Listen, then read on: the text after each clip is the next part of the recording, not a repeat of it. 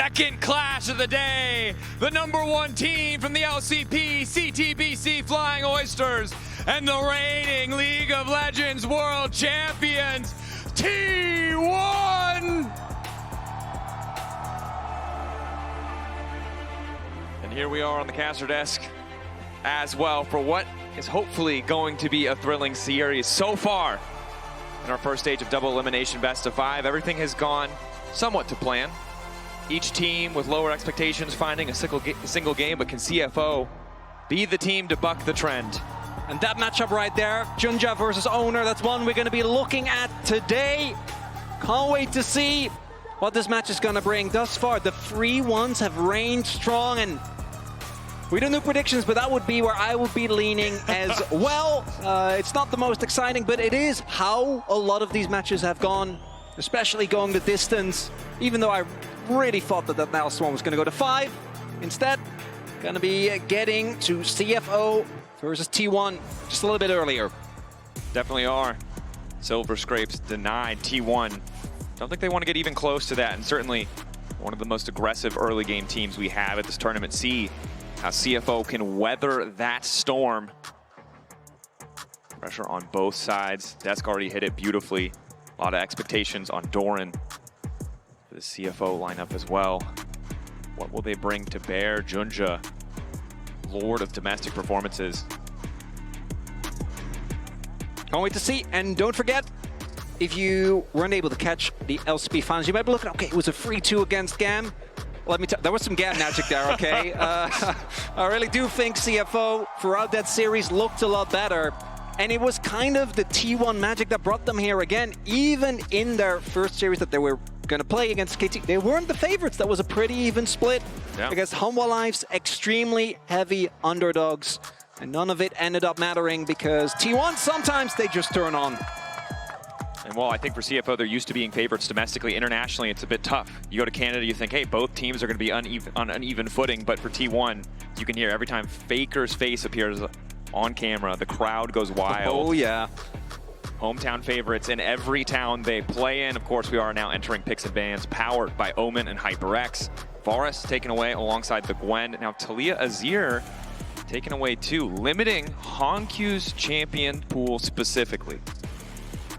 And Faker has, contrary to many of his past years, not had the best spring split individually. Did turn it on for playoffs, as he very often does. But if you go back to 24 to 23, he was contesting, at the very least, for, you know, top 2 mid, obviously Chovy, domestically reigned supreme. But Faker was having very consistent performance. This spring wasn't really about him. Owner in the regular split, and then Doran and Carrier towards the end. That I think really turned it on, as the Xayah also gonna get taken away. And the Vi, I feel like kind of a must takeaway.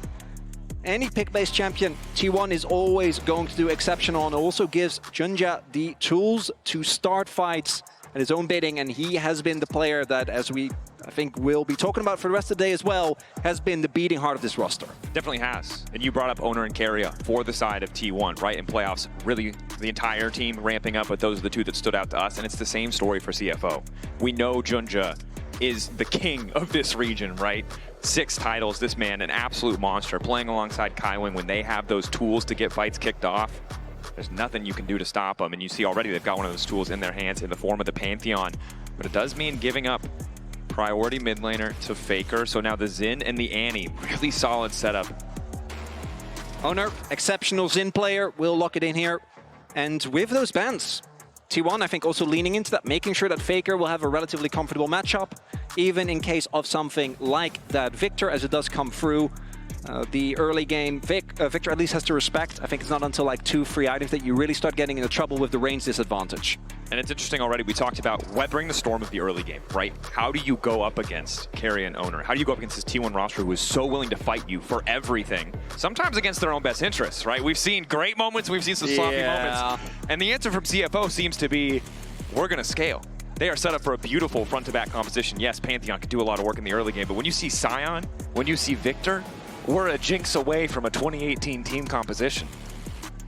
Does leave me wondering if CFO is going to be able to deal with the mid-game barrage that T1 really throws every team's way. Final series that they fought against Hanwha Life, the final game was basically over at 10 minutes. A single dive towards top side was all it took. And CFO, as mentioned, even though they, in a lot of the games in their finals against GAM, were able to comfortably get to the point where, especially with drafts like this, they should be fine. Sometimes the Baron call's not quite there.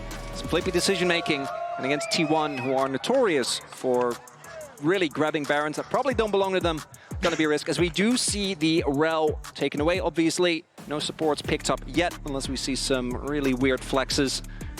And I am fairly certain that T1 is going to be looking to counterpick for Keria. One of the biggest advantages that this player has is, as was highlighted by the desk, his eclectic champion pool.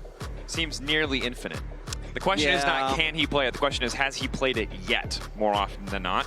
But C, is that has gotten them into trouble once or twice, right? Do they want to go full steam ahead on early game? Yeah. Go for something like the Elise, or maybe a more conventional option? But clear. Again, no matter where you go, Vancouver loves T1, no surprise. Legendary organization for CFO. Be monumental for them to find a win. It's only game one. It's a bit of a scaling draft on their side. T1, 1-2 items looking pretty dang powerful. Is it Jin? Yeah, what's the blind here? Jin seems solid with the setup that they have, but you need someone who's going to get through that Scion in later stages of the game.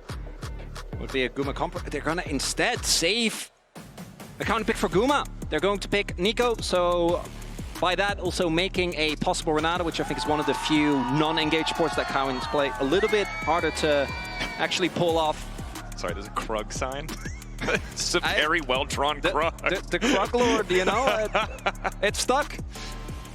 Look, you get the good with the bad with Thorn, you know? You get the Krugs. It's just Thorn. Well, and we watched that today, right? He died to Krugs and then popped off immediately afterwards. So perhaps it's the source of his power is Ezreal, safe pick, right? You're in the position where you're forced to blind pick. You do get the luxury of counterpick support. But again, one of the downsides of Kaiwing is we haven't seen that depth of his champion pool. So you having counterpick isn't as big of a deal. Probably going to default to more comfortable options. And Braum, again, good in the front to back, but I don't know if I like it. Bard would be a bit bolder. I'd rather see something like that. I think playing the Braum into the Nico is already rough.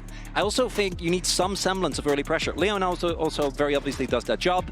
As the Kai'Sa, it makes sense in the draft, but Corki, I think a little bit more aggression in the lane was something that T1 has generally relied on. The debate here, as they flick back and forth between both options. The Kai'Sa, as we get later into the game, very good at locking down or keeping up with that Ezreal, but the Corki much more powerful early on. Will make the most sense for T1, and they're going to go towards that. So the CFO draft, if you load into the Rift on 2 items, absolutely slaps. Incredible. And there is that a game mode? Did I miss that? Not in this game, though, because when you look at the pieces, the front to back later on is absolutely insane. You have a great amount of CC, spread damage profile, a lot of really, really big threats. The problem, obviously, is when you look at the 2v2, Pantheon Victor, compared to something like that Annie and Xin Zhao, contesting early objectives is going to be really hard. And the reason why I go in so hard on it is because T1 absolutely is not going to give you the time to skill. So you're going to have to fight early. There are some pressure points, right? Junja, maybe together with Kaiwing, can get it going early, but they will need to because T1 is going to take the fight to them. Yeah, that early game you brought up, weathering the storm, the story for CFO. We know they can play the map pretty well as we get in later stages of the game, and they certainly have the tools put together in picks and bans, but a tall task. However, the key ingredient we talked about, Kaiwing, Junja, having those tools is present in this draft. But as we've seen in other games across this tournament, if you don't have prio in your lanes, if you can't free up that Leona to roam, it can fall apart very quickly. So eyes on both sides to see who's going to be in form on the day and what level 1 strategies they might bring to bear. Whenever there is a sign involved, I'm going to be looking at the level 1 Dracos. Outside said make some noise, Vancouver. More than happy to oblige. We get ready for game 1, CFO versus T1, the last of our first round matches. Perhaps a date with destiny for T1 as BLG stand waiting. 30 seconds. First, they're going to have to go through CFO. And it's a quiet game 1. Again, in some of these matchups, we're seeing teams who've already gone through plans, got the jitters out, maybe less afraid to go all in the first few seconds of a game, but CFO and T1, first look we're going to have for them. No latent fates. It looks like maybe a little bit for vision here. So we do have Driver making his way over, but don't really have that much Fred. If there was a Braum involved, maybe as a, yeah, we got to bring it up again. That's insane. It is insane. This is, there's no one better in the entirety of LCP than Junja. This is a world-class jungler, no doubt in my mind. And normally when you go up against T1, you see Owner on the opposite side, you start to sweat. But I think CFO is still a question as to who will come out on top. You feel a lot better knowing that Junja is the one holding down your early game. He's the man that you have backing you up. And taking a look at the rune setup, Faker, usually on the NE, we very often see the Electrocute, going to be the Phase Rush instead. So a little bit more potential of getting out of some sticky situations. Hongq going for Aerie, so as we saw already there, trying to just play for as much lane pressure as possible. I think the first couple of levels for Victor are honestly great. Into the NE, it's really post 6 where you need to be a lot more careful as already, as we were expecting, a lot of fighting here for that early prowl in the bot lane. Quick Zenith Blade, but doesn't amount to too much. Again, range advantage, the biggest thing here at level 1.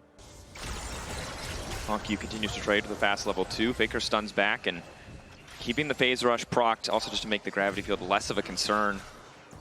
Hongq, though, playing with a lot of confidence. Good trades. And you really want to try and do that as much as possible. I think Victor, when it comes to his one spike, doesn't quite hit as hard, especially if it's going to be that Rod of Ages build. Whereas the Annie, particularly if Zinza can make his way over, as a possible bot lane gank. Junja on the way down. Guma, the stun, the immediate CC on the carrier. They know he's not the one with cleanse. An easy first pickup for the side of CFO.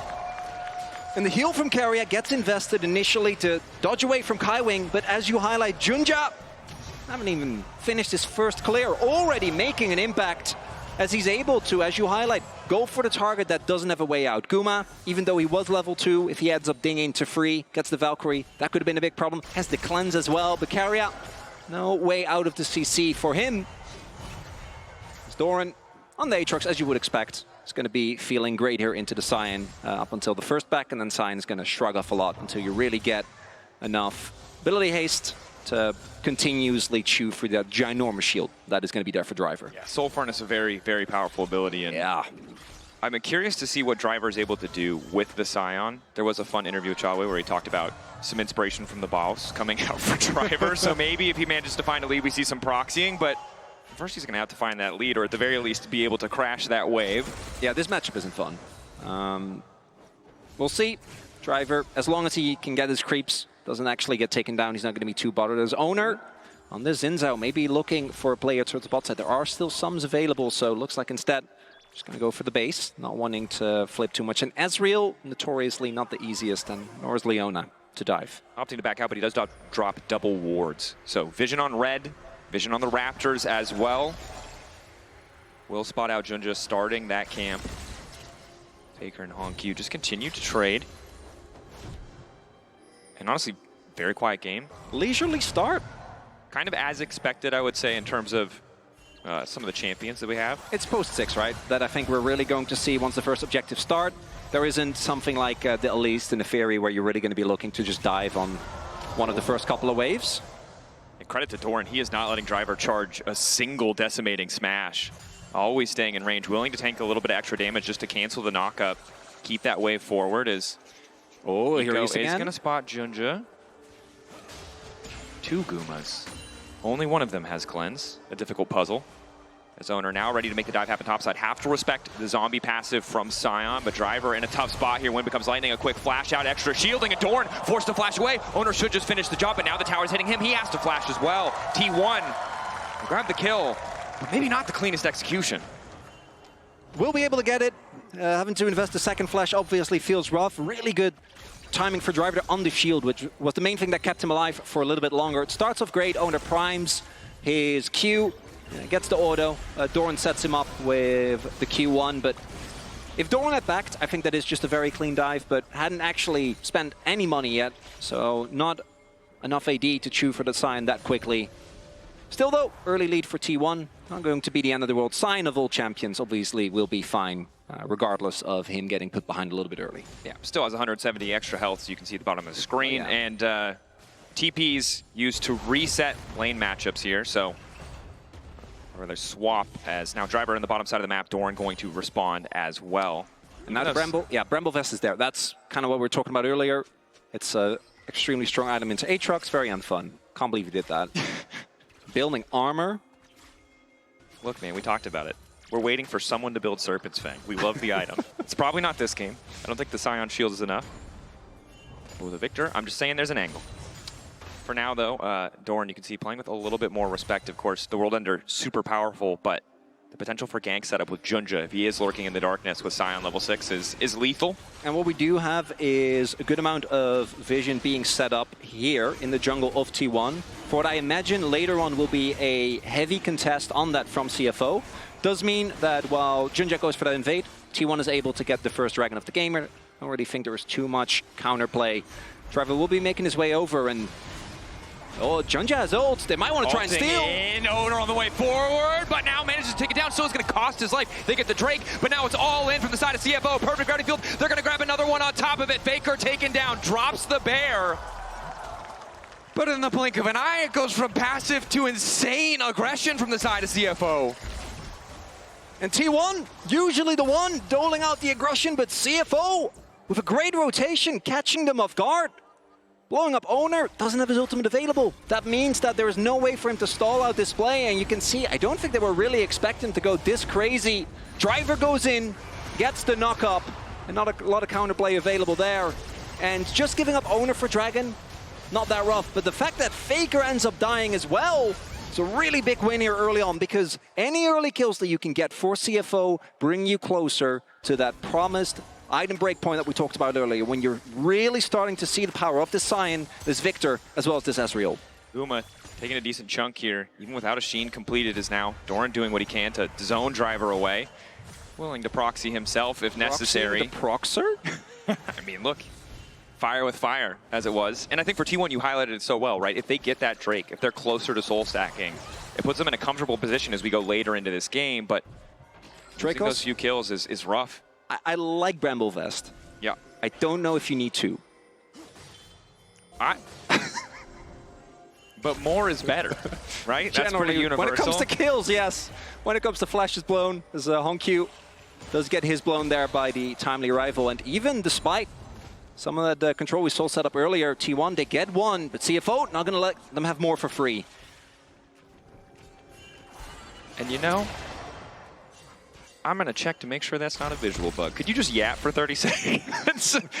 Because either I have missed a very elaborate math Reddit thread. No, I think it was just a mistake. Okay, looks like he sold it. Pick up the chain vest. He didn't think he'd have that much gold early game. Well, it might also just be, you want to get Bramble against Aatrox, right? Sometimes it's just muscle memory. Sure. Will be pivoting away, but something to keep in mind if we do have some very specific breakpoints down the line. Thus far, though, really impressed with the early game that CFO have been able to show. For as good as they were, I think we saw this even in the final game that they played of their playoffs against GAM, where they really mostly relied on just slowing the game down. So seeing them take control early definitely feels good, but there is a lot more skirmishing to be done. And T1 on that one, kind of caught sleeping. We'll see if CFO also has to be careful. He's just going to jet out of the river there. It's fine. Faker needs to catch the wave. Yeah, it'll work out fine as Doggo going to grab a quick flower, try to get some pressure here in the bottom lane. Earlier we saw on our screen, Driver not quite able to cancel any of those recalls, and the ulti coming out from Doggo wasn't able to do it either. Very close, though, to putting T1 in a difficult position in terms of resets and tempo on the map. Now, however, 1K difference, not the end of the world for the comp that we generally look at as scaling better. Certainly feels like a strong early boon. Doran, though, holding on to his individual advantage at the very least. And he is a player that we have our eyes on. Yeah, always going to. As mentioned, Doran has been consistently one of the top laners within the LCK since he joined Gen G. But unfortunately, it has also been met with equal level of troubles when it comes to the international performance. Do want to highlight, with that early kill, Honkyu, by the way, already starting on that Rod of Ages. I do think where the Victor goes next is going to be a really big factor as to whether he's actually going to be doing damage. We've seen a lot of Victors go for builds that feel like hit a little bit too late as quick heal out. The ult. Pantheon on the way down. Good value, though. The heal for that ulti, for double ultis, does give T1 a window of opportunity to fire back. I think you're pretty happy with that as T1, because Drake spawns in a minute. That's going to give you possible angle. At the very least, it means that Junja won't be able to join or get backline access quite as easy as, oh boy. Junja locked up, burst damage ready to go. Aegis assault, but Faker waits it out before throwing down his cooldowns. It might cost him though. Honku ulti there, but Faker zooming out to safety courtesy of the phase rush. Junja still living for an extra moment. Nice flash over the wall, but Oner ready to follow, as is Kaiwing. Going in for the 2v2. Oner a little bit tankier. Keria ready to follow up. Jungle supports on both sides. Still standing. Q in. It's not quite enough damage, but the E over the wall. The Ray to finish it, which Keria is real. The flash one is the right choice as Guma's lower and lower. Fights on multiple fronts. T1 losing so many kills. And CFO, I think not going to be too sad about that. T1 trying to be tricky, but looking a bit sloppy on the re-engage. There felt like they had an exit after they got the summoner out of Junja, but wanted to go for more. Zoning Faker out, denying the reset. Gonna slow him down that much more. Faker does have TP, but may be forced to use it to return to lane. Doran, in the meantime, though, is the one where this is paying off, getting those extra plates. As we take another look here, this initial play is great, right? Able to do a lot of damage towards Junja, trying to catch him off guard. Makes a lot of sense. But what happens next is Junja gets over the wall. Keria basically whipsteal because of the flash, and then the immediate response from Kaiwing. Oner doesn't actually connect the W and the damage onto Junja. And then when he goes back in, while that was happening, Honku took Faker effectively out of the fight. Faker's not able to join. Without the Annie, you're missing so much damage. And while all of that was happening, Doran also made his way over with the TP, which was what allowed Driver in the top lane to get a ton of damage on that turret. And what a reaction. Honestly fair. Junja, well-played fight though, right? Gets Keria's ulti before flashing over the wall. Really what keeps that so close. As Driver now matched up against Faker, we'll see where they want to send Honku. Side lane versus Zeus or excuse me, Doran. Wow, big faux pas there. Doran, as they keep this going, is going to be tough. As Doran, sitting on the Sundered Sky right now, has his Merc Treads done as well. On the flip side, we see Driver still fine when it comes to the item finishes. I think that time alone towards the top side, even the Doran got some plates and damage done towards the bottom half of the map's not going to be too set as Doran should be known this is coming. We see the pings come down, but I don't think he can hold there. Junja's in the area, has his ultimate available. I think he uses it. Sundered Sky trying to clear the wave. It's a bit of a desperate game, but World Ender now coming out. Massive damage, but Doran lives for an extra second. Needs one more Sundered Sky proc. Gets the auto! He's still up! The outplay! Doran lives for far too long. Honku can't get it done. Doran, are you kidding me? That's vintage Cracklord, baby! As Doran somehow lives through that. The patience. The gusto to dive forward. The Sundered Sky procs coming through. His Driver's now caught out. Should be no way out of this one, but the Scion is damn tanky. That's flash. Flash away. Kaiwing there to cover. But this is a disastrous sequence for CFO, and almost 1,000 gold lead starting to shrink now as the counterpunch is Faker pushing for free on the top side, nearly knocking down that tier 1 tower. And the early game back and forth here. That play, obviously T1 going to be happy with. They got the flash. Faker will be getting the turret here. But do note, Doran did mess up on a good amount of CS, because even with the counter kill that he got, the healing from that kill was still ticking, obviously allowing him to stay alive. Honku was able to then immediately push onto the turret, letting some CS go to waste. As we take another look here, so T1 I think was very aware that this was happening. First Doran tries to clear the wave, not actually able to do so.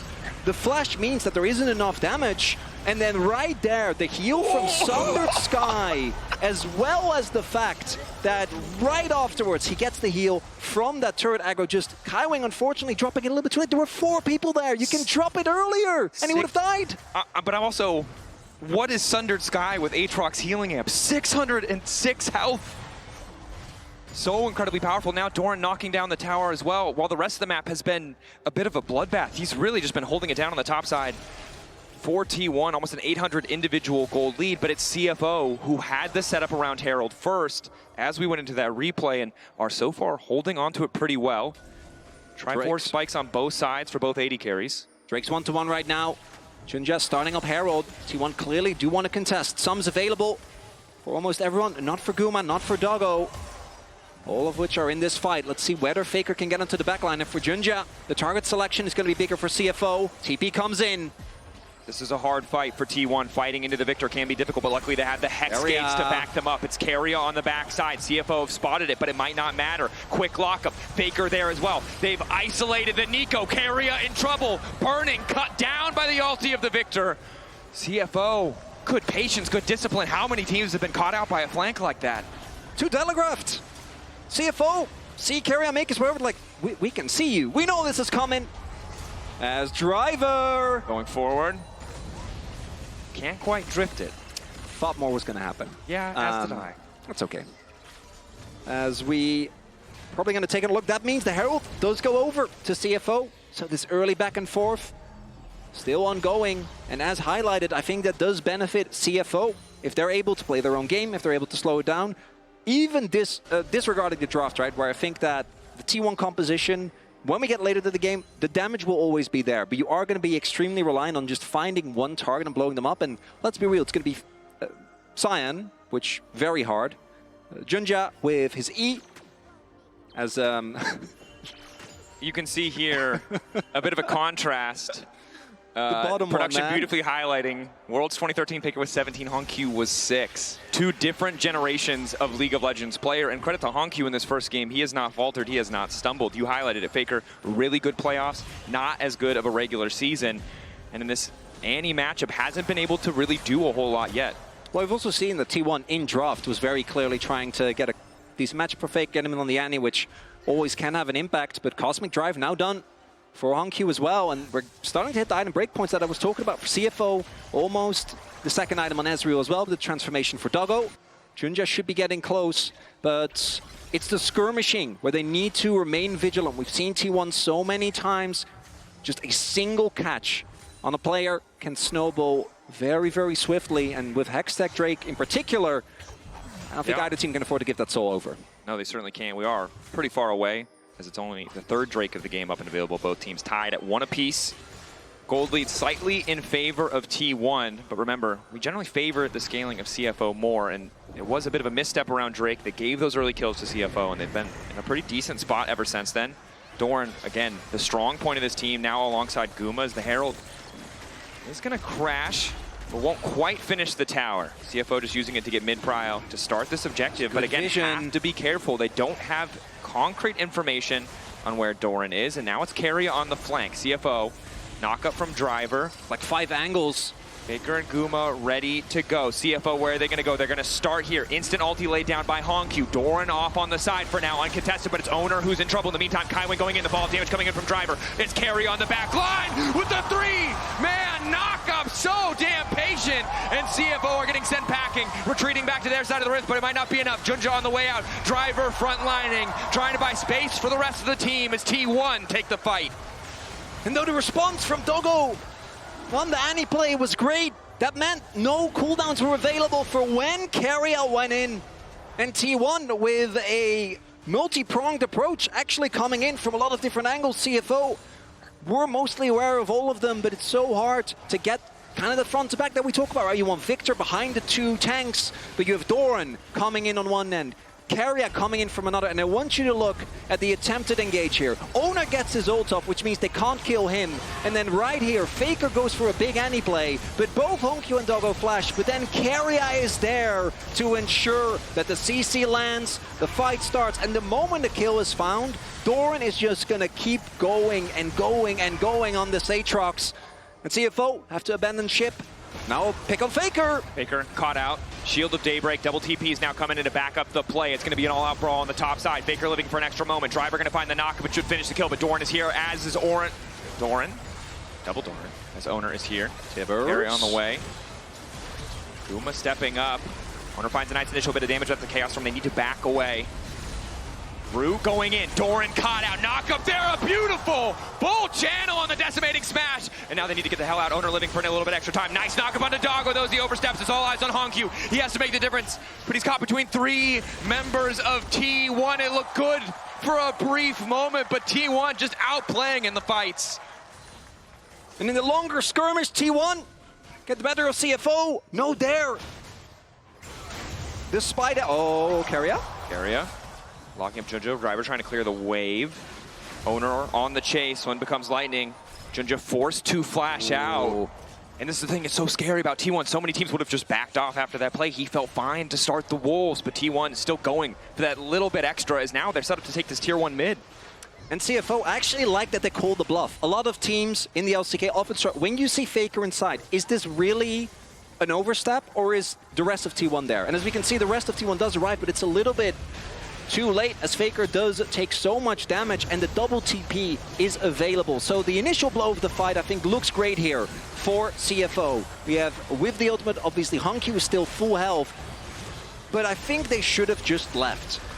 Because if they leave at this point, even without a turret, they're fine. Instead, they see an opportunity to go in on top of Doran, but Owner on the Zinza, I want you to look here, splits up the fight, gets the flash knock up onto Doggo, and then with no health bars on his tanks, Honky just readily available for the T1 backline to get on top too. And it looked so good. But again, the story of the fight is Doggo feels like he's in this position to clean up, or burns these cooldowns to dodge this key ability, and then someone from T1 is always there to punish. Again, T1, if you don't know their story, you probably don't know League of Legends. But a team that, a bit of a different road to MSI, not the favorites. Many people favoring HLE above them, but the truth of this T1 lineup, almost regardless of the players who are playing on it, is that when it matters, they always manage to find that form. They really do. For it in the regular split. That said, CFO definitely not out of it.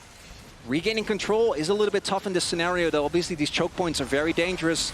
This driver. On a driver, a bit of free poke. Carrier off to the side, really determined to take away that engage option. Carrier getting lower and lower. Pop lost him a little bit extra shielding, but Doggo managed to finish it. And all eyes, they've forgotten entirely about the Otacon. They're forced to pull back.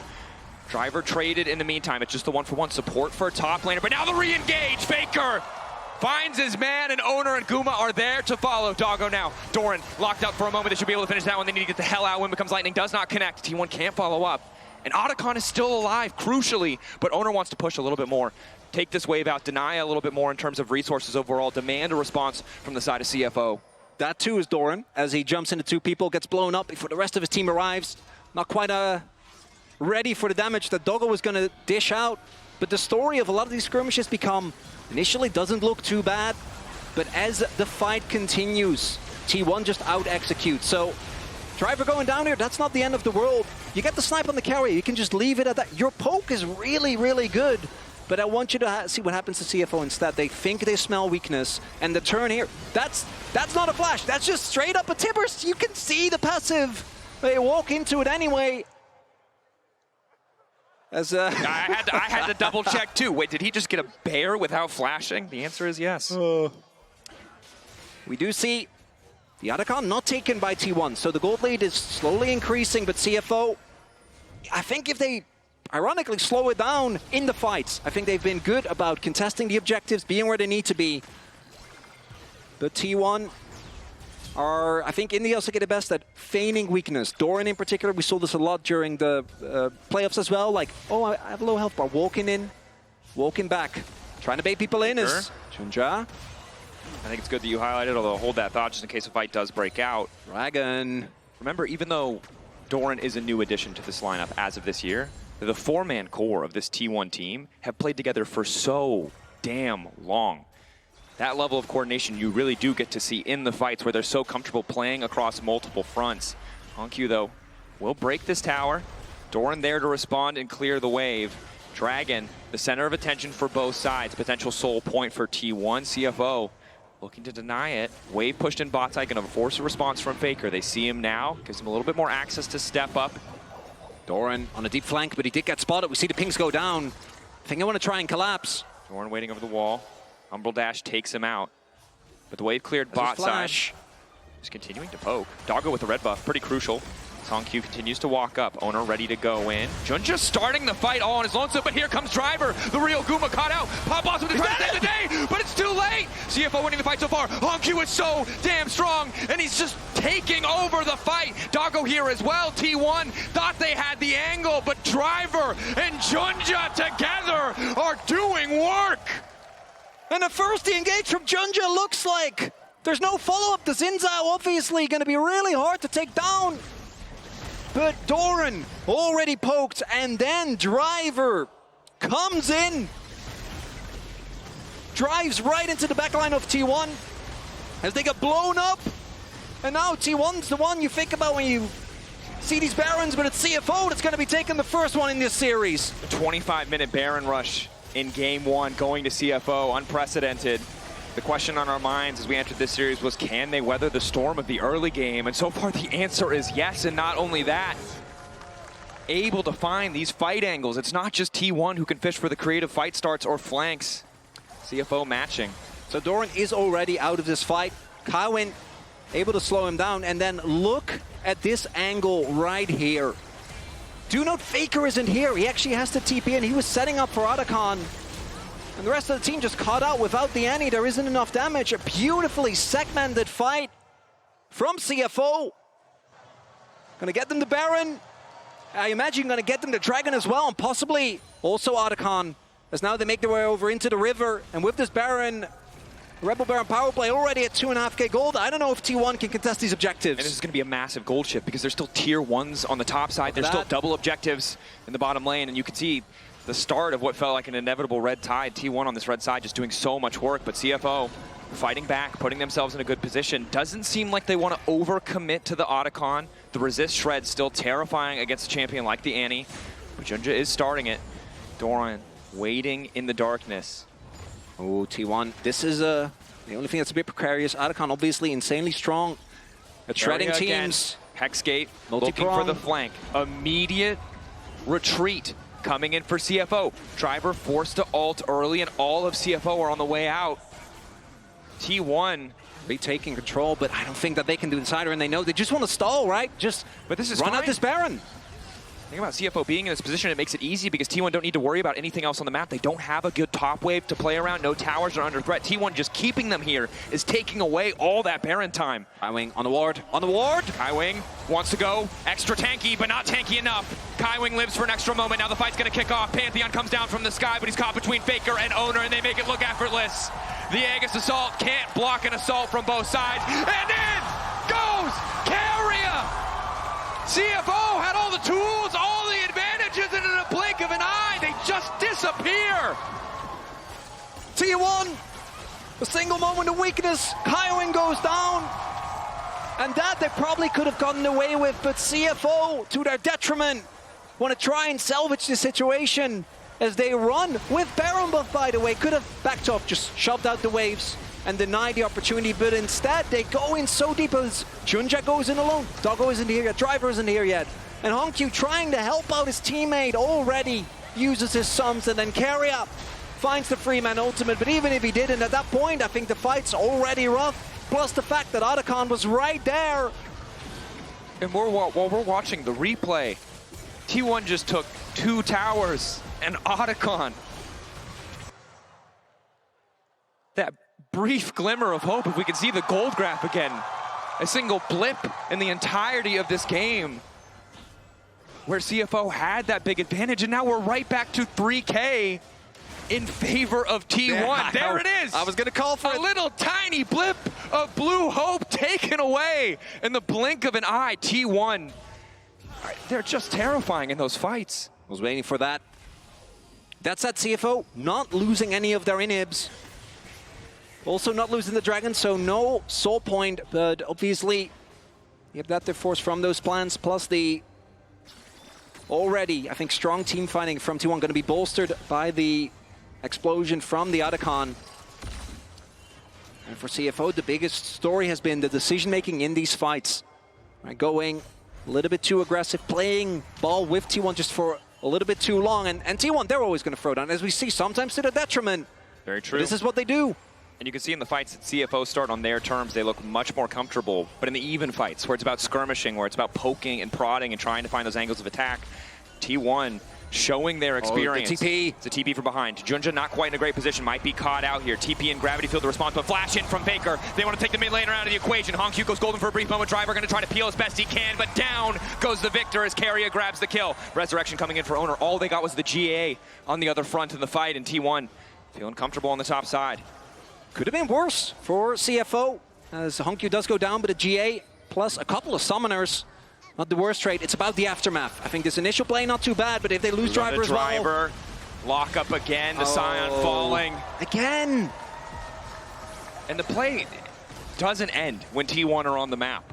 You have to back off. You have to give them that respect because they will always take just a little bit more as yet another tier 2 will fall.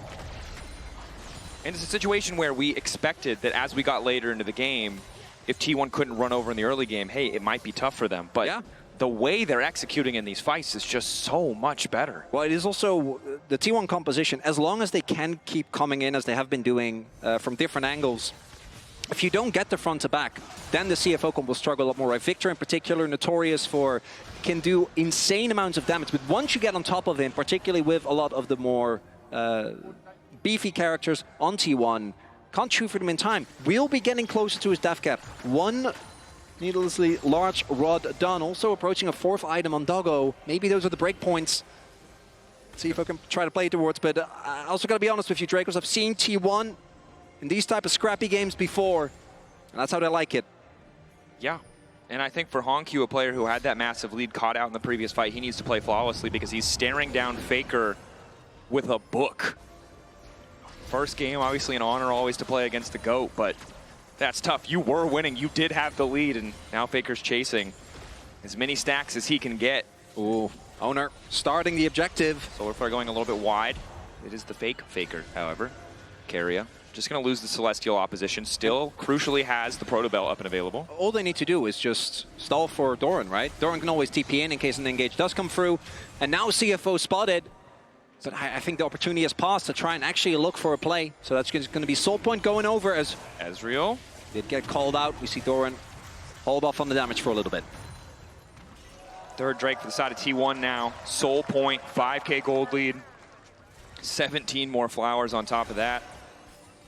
The only lead left, or the only lane left with an advantage is mid lane.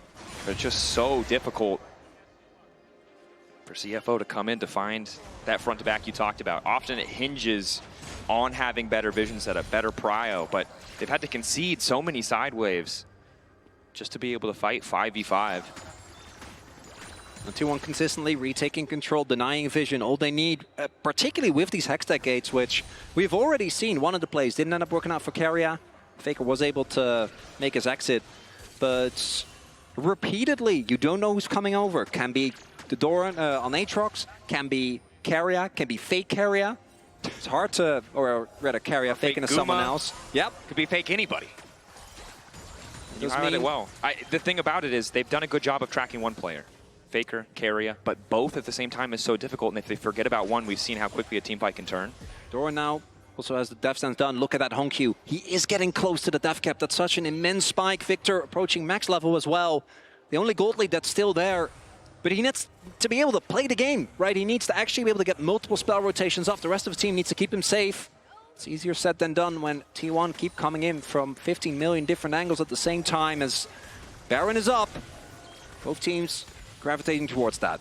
T1 still steady and controlled around this objective, using the Nico clone as much as they can to face check into those brushes, getting mid-prio before they lay down their vision. It looks like reset's coming through, so a moment for CFO to try and get something. Ulti in to cancel. Good vision coverage. They just want to delete the support before the fight even starts. Keria running for his life. He's going to burn down. Ignite should just take him out. Wing grabbing that one, but Faker's waiting over the wall. The bear dropped, but not on a crucial target. Honkyu and Driver not able to get into the fight, but the TP coming in. Doran going to flash to the side. He has to be the difference maker. Immediate ulti out. Doggo for now uncontested as the Tibbers blocks as much damage as possible. Doran isolated on the side, but he's got the attention of two, and Owner's looking to take down Doggo. And Doran might go down, but he did his job, stall. As one of the most dangerous members on CFO didn't get to join the fight. And Keria goes down, but the positioning that CFO put themselves in didn't do them any favors. The damage from Faker was enough, and now Baron started up here for T1. They got Keria, they got Doran, but it doesn't look like it's enough. Kuma, Owner, Faker still standing strong. Quick stun onto Driver. Gravity Field will lock up Faker for a brief moment. Decimating Smash doesn't connect. Objective going to be soloed out by Owner, and a quick retreat as they manage to grab the Baron, and now CFO need to get the hell out. Unstoppable is the Scion, but Honkyu is going to be in trouble. Has to flash away as the sun flies through the air. Faker layering the skills beautifully. Tibbers laid down, and down goes Honkyu.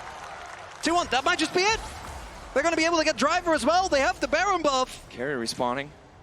Able to find the CC. Driver zoned off. Recalls in the mid lane from Faker. He can TP right back if he needs to.